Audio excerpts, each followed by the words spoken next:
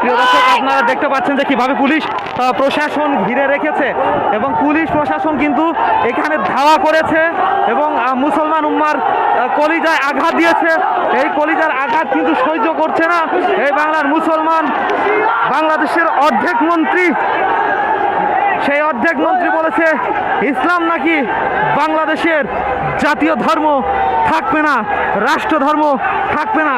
এর প্রতিবাদেই কিন্তু আজকে বাংলার আপামর মুসলমান তারা কিন্তু আজকে জেগে উঠেছে।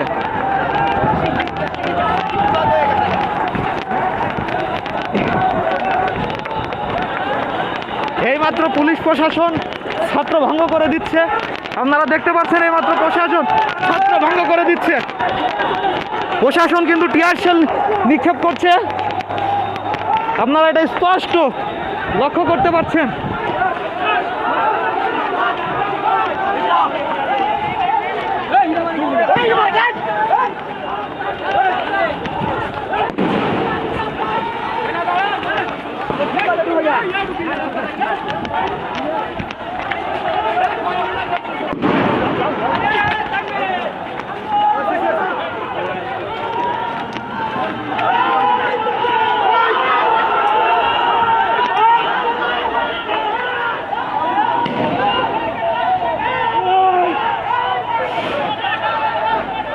দর্শক, এখানে দেখতে পাচ্ছেন যে টিয়ার শেল নিক্ষেপ করতেছে পুলিশ এবং মধ্যকার ধাওয়া এবং পাল্টা ধাওয়া। কথা বলুন।